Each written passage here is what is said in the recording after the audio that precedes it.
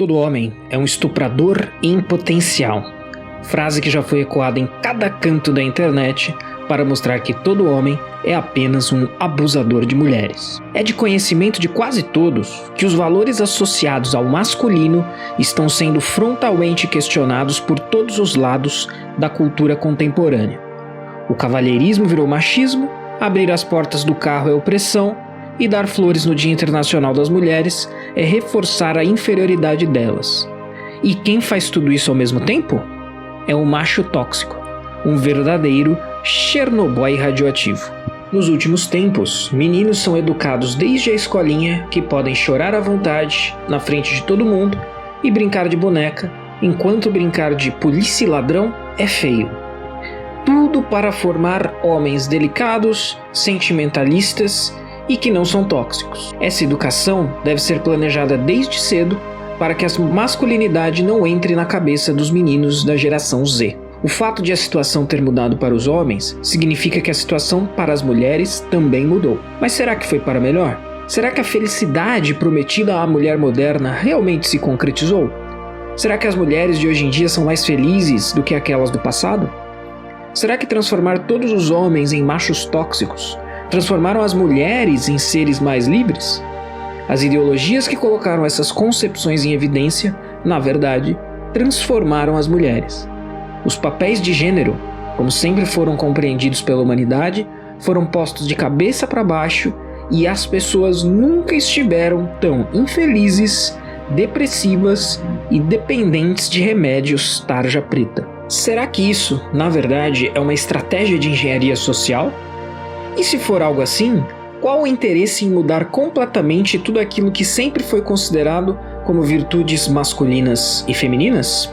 Neste vídeo, queremos investigar as seguintes questões. Existe masculinidade tóxica no Brasil?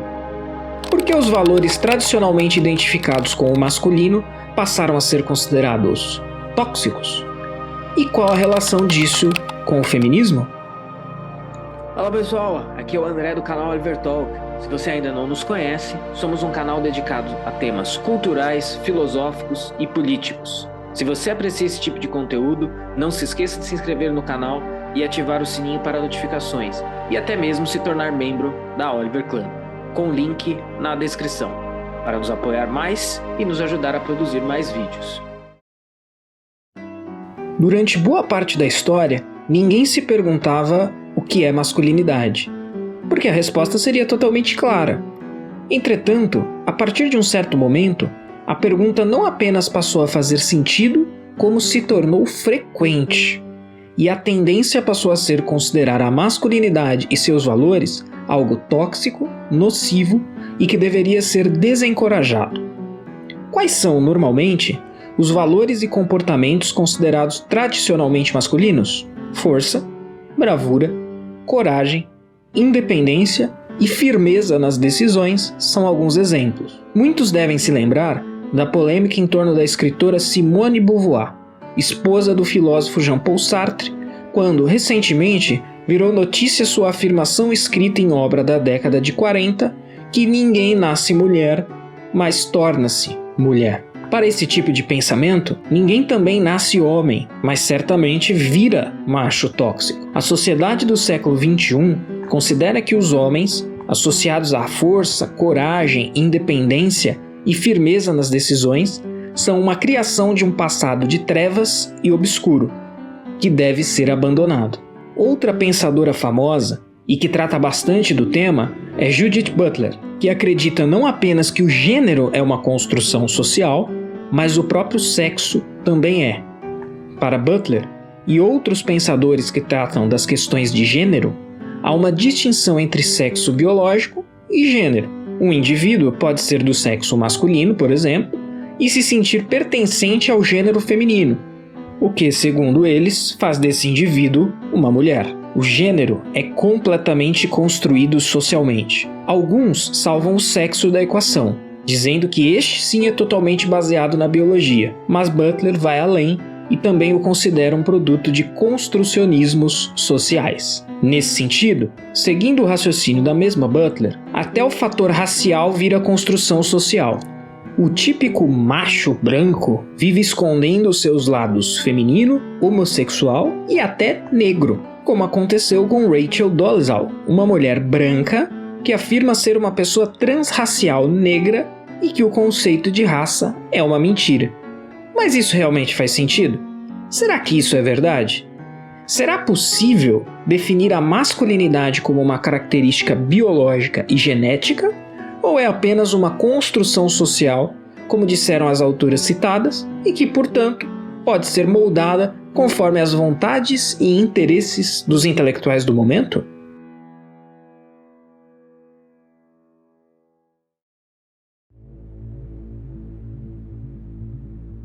A cientista social americana Christina Hoff Sommers vem alertando desde o final da década de 1990, num livro chamado Guerra contra os Meninos, sobre como os homens em idade escolar vêm sendo escanteados, atacados e rebaixados nas escolas americanas, o que, inclusive, já reflete no número de homens presentes nas universidades, que já é inferior ao número de mulheres. Desde a vitória da revolução sexual e da ideologia feminista, e sua visão muito específica sobre masculinidade e valores masculinos, a narrativa sobre masculinidade tóxica virou política pública. Afeta a educação de meninos nas escolas, a presença de homens nas universidades e até mesmo medidas preventivas contra doenças exclusivamente masculinas. Supostamente, a masculinidade tóxica, a força criadora de Chernobyls, seria caracterizada pela virulência, agressividade, desejo excessivo por poder, violência e predação sexual. Mas em nome do combate a isso, não pela masculinidade legítima, mas pelo feminismo, o cavalheirismo, as diferenças físicas e psicológicas entre homens e mulheres, e até mesmo o menino em idade escolar querer brincar de polícia e ladrão, se tornaram as vítimas, alvo de ataques. E a verdade é simples: a masculinidade precisa existir e bons exemplos de masculinidade precisam estar presentes na sociedade. Do contrário, ela desmorona. Sem masculinidade, a sociedade ordenada e justa, a civilização, portanto, se desintegra. Sem exemplos nobres de figuras masculinas, os meninos se tornam homens fracos e violentos. Fato, aliás, amplamente provado pelos dados disponíveis sobre o assunto. Vale lembrar que nada disso configura um ataque ao feminino, à feminilidade e às mulheres. Na verdade, pelo contrário. Como afirma o famoso psicólogo Jordan Peterson, a masculinidade está associada à ordem, ao conhecido e ao explorado.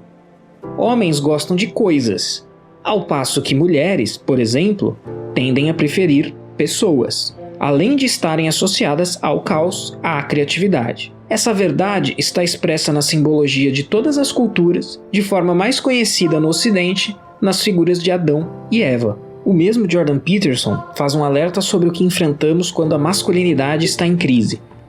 Se você acha que homens fortes são perigosos, espere até ver do que os homens fracos são capazes. Quando a masculinidade enfraquece e as virtudes masculinas passam a ser consideradas pecados, a fraqueza vence e os homens fracos criados pelas ideologias do momento não se erguerão contra a maldade feita por homens maus. A covardia impera, o que nos leva à invariável verdade: a masculinidade não é tóxica, mas sim a falta dela. No início de 2019, um importante político mencionou esse fato e o trouxe para o debate. Não, é claro, sem gerar polêmica na imprensa. Traduzindo a coisa em linguagem simples, o que foi dito é que casa de mãe solteira é fábrica de desajustado. Ainda que de forma solta, chamou-se a atenção para o problema da ausência da figura paterna na formação de meninos, que acabam caminhando para a criminalidade. O que, aliás, não necessariamente torna as mães culpadas. Às vezes, pelo contrário, são vítimas também de uma criação com pai ausente. A cada 3 menores infratores no Brasil, 2 não têm pai dentro de casa. Outro pensador que trata das consequências nefastas da criação sem a presença do pai é o psiquiatra britânico Theodore Dalrymple. Os subúrbios ingleses estão tão recheados de elementos desajustados, originários de lares sem pai, quanto os lares brasileiros, e as consequências disso são igualmente catastróficas. Geração nem trabalha nem estuda, meninas que muito jovens ficarão grávidas e repetirão esse círculo social vicioso, milhões de dependentes de políticas assistencialistas e outros fatores. No Brasil, a situação é tão grave que a cada ano 500 mil crianças são registradas nos cartórios sem o nome do pai em suas certidões. Sem falar que, muitas vezes, mesmo quando há o nome do pai, o indivíduo é ausente.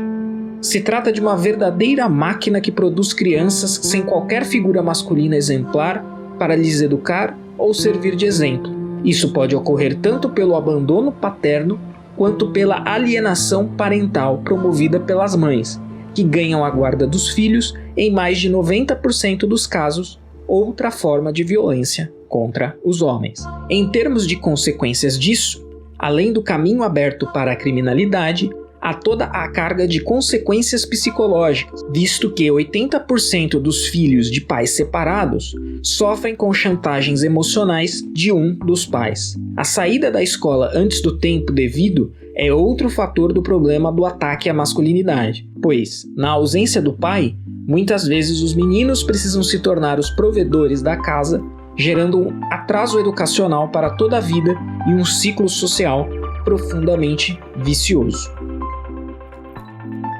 O que o fim da masculinidade representa? 1.